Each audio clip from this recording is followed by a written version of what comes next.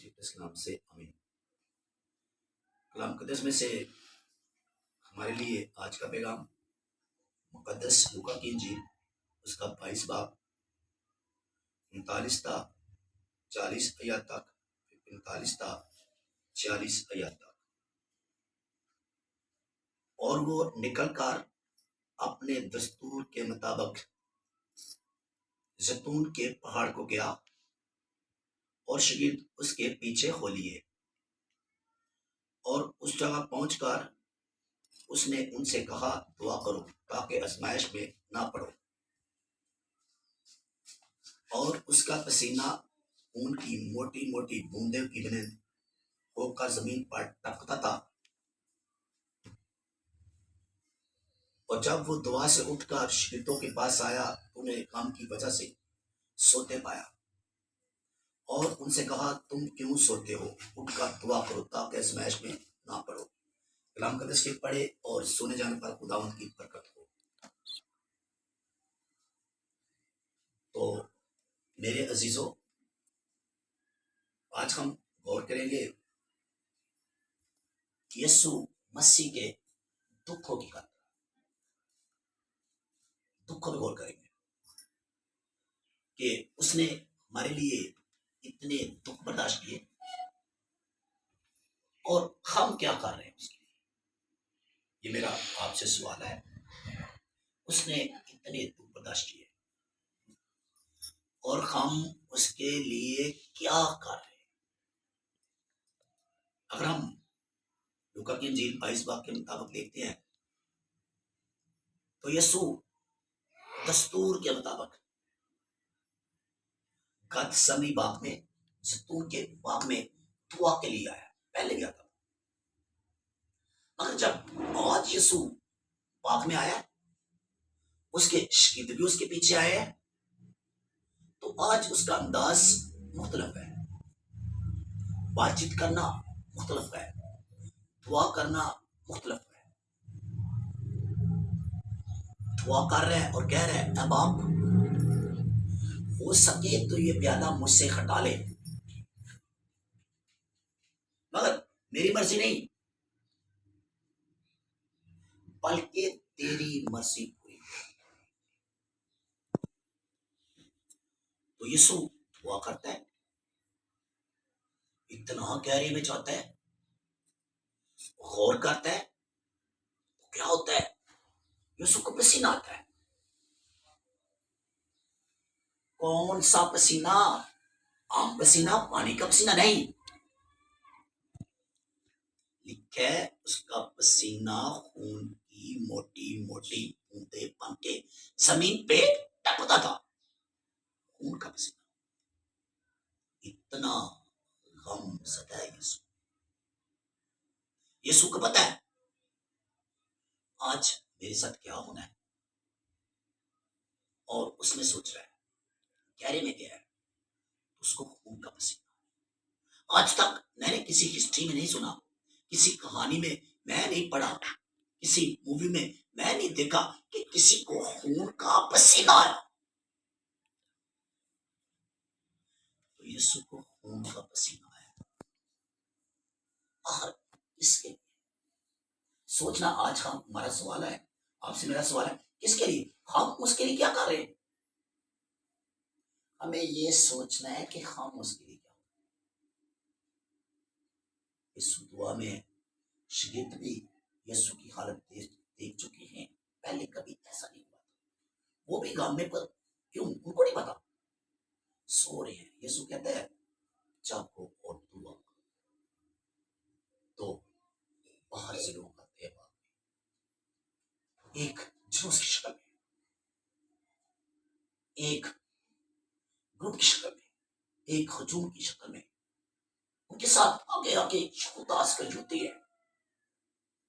वो मछली लिए, तलवारें लिए, पर्ची लिए बाग में उतरा जाते हैं। और यहूदा आगे बढ़कर यीशु का मुंह छूता है। देखिए, एक दोस्त, एक साथी, ग्रुप का इंचार्ज, जिसके पास थैली है, हर काम वो करता।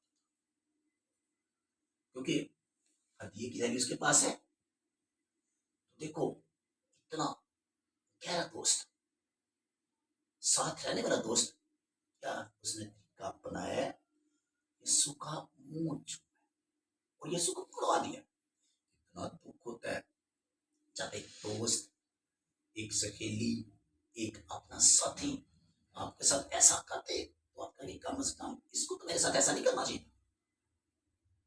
दुख वो यीशु को पकड़ लेते, ले जाते, मारते हैं उसको, ठुड्डे मारते हैं उसको, गालियां देते हैं उसको, चिता के मारते हैं उसके मुंह पे। आखिर किसकी खातर ये सब? हम उसके लिए क्या कर रहे हैं?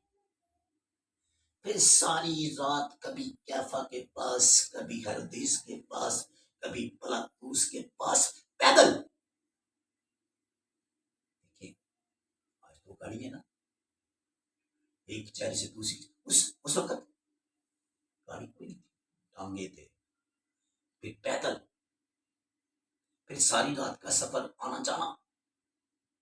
कभी आपने सारी रात जागे हैं? कभी महसूस किया तो सुबह क्या होता है?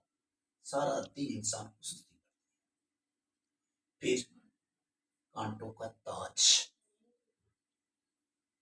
पता है कभी किसी को 1 घंटा चुभता है तो खाए निकल चीख उठते हम, जब वो कांटा हमारा निकालता है तो कहते हैं नहीं, आस्ता आस्ता आस्ता। 1 घंटा यीशु के सर पर उन्होंने ताज रखा, ऊपर से दबाया, सारे के सारे कांटे यीशु के सर के अंदर चले गए, यीशु की छह निकल गई। इसकी खातिर ये सब कुछ उसने हमारी खातिर बर्दाश्त किया। फिर बात उसकी जारी है, यीशु को ने 39 को 39 को। तो घोड़ा एक ऐसा था, ऐसा घोड़ा, रोमन घोड़ा, वो ऐसा घोड़ा उन्होंने स्पेशल घोड़ा को बनाया। उसके उसके घोड़े के अंदर लोहे के सरे थे, जब वो मारते थे पैर पीछे खींचते थे, सारी की सारी स्किन साथ वो लेके आता था घोड़ा।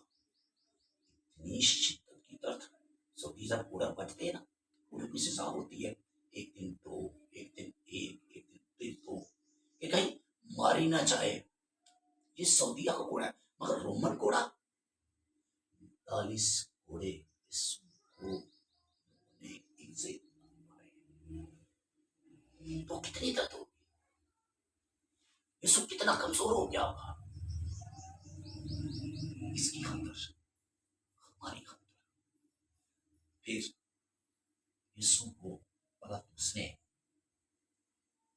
भड़का दिया, उसने अपने हाथ धोले, उसने कहा इसका खून तुम पे और तुम्हारे बच्चों पे।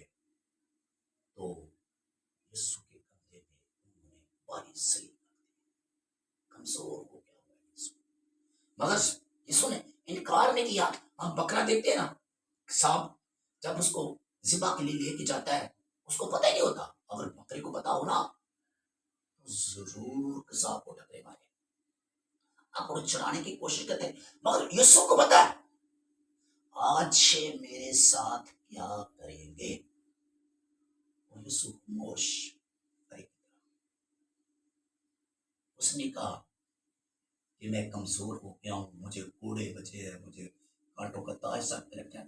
खामोशी से उसने स्लीप उठा ली है, बच्चा फिर गिरता है, फिर उसको धक्के मारते हैं, कोड़े मारते हैं, चटाके मारते हैं, टूटे मारते हैं और उठाते हैं। उनको जल्दी है, एक दफा गिरता है, फिर दूसरी दफा गिरता है, फिर वही मारते हैं, उसको उठाते हैं, फिर तीसरी दफा गिरता है, फिर उसमें ताकत नहीं रहती और शमन रोनी को पकड़ती है, उसके कंधे पे सलीब रखती है और यीशु सलीब कलवरी तक गया पैदल।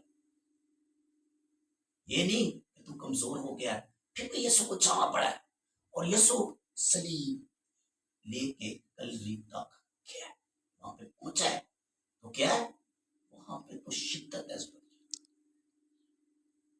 उन्होंने यीशु के कपड़े उतारे हैं, घोड़ों की मार से सारे कपड़े जो है ना जिस्म के साथ चिपके थे, उन्होंने खींच के उतार दिए और सारे के कलाम में लिखा कि सारे के सारे जख्म उसके खुल गए।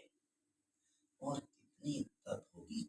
एक पट्टी हमें होती है ना, उंगली पे शायद हो जाए, तो जब डॉक्टर खोलते तो हम कहते हैं डॉक्टर साहब आस्ता आस्ता खोलना, बड़ी दर्द होती है। तो जब एक से दम खोल गए तो ये पट्टी, ये कपड़े सारे के सारे चिप्स गए। जब उन्होंने खोला तो उसके सारे के सारे जख्म दोबारा खुल गए। जब उन्होंने खींचा तो यीशु की चीखें निकल गई। इसकी खातर, हमारी खातर हम उसके लिए क्या करते हैं, आज आपने सोचना है हम उसके लिए क्या कर रहे हैं। फिर ये तो छोटी बात है, फिर उन्होंने यीशु को सलीब पे लगाए हैं, छोटे छोटे नहीं, लंबे लंबे की, हथौड़े से। जब हथौड़ा ऊपर से मारा जाता है तो कितनी चीखें, इतना चीखो पुकार यीशु होगा, यीशु चीखता होगा। दर्द तो होती है ना, यीशु मुकम्मल इंसान तो की लगा दी है। किसकी खातर, हमारी खातर। फिर यीशु को 3 घंटे सलीब पे लटकाया गया। ऐसे अगर मैं ऐसे करूं 5 मिनट, मुझे पता मुझसे 5 मिनट नहीं होगा, मगर यीशु को 3 घंटे ऐसे सलीब पे लटकाया। उसका एक एक कतरा जो है हमारी खातर सलीब पे बैठ। तो यीशु आस्ता आस्ता आस्ता आस्ता मरने के करीब है। तो नीचे उसकी माँ है, उसके शागिर्द हैं, और कहता है देख तेरी माँ और देख तेरा बेटा। और माँ को शहाना मजबूर कर दिया। उसके बाद कहते हैं ए बाप, इनको माफ कर, क्योंकि ये नहीं जानते ये क्या करते। उसने सबको माफ कर दिया। जिसने उसका मुंह चूमा उसने उसको माफ कर दिया। जिसने उसके सर पे कांटों का ताज रखा उसने उसको माफ कर दिया। जिसने उसको गालियां दी उसने उसको माफ कर दिया। जिन्होंने उनको सलीब दिलवाई उसने उनको माफ कर दिया। जिसने उसके कपड़े उतारे खींच के उसने उसको माफ कर दिया। जिसने उसके मुंह में कील लगाए उसने उनको उसने सबको माफ कर दिया। कहता है ए बाप, इनको माफ कर, क्योंकि ये नहीं जानते कि क्या करते। और उसने हमारी खातर अपनी जान दी। तो हम उसके लिए क्या कर रहे हैं, ये सोचना। इस लेक्चर के बाद, इस पैगाम के बाद आप सोचें हम उसके लिए क्या कर रहे हैं। हमें सोचने की जरूरत है ना, तो सोचना, सोचना।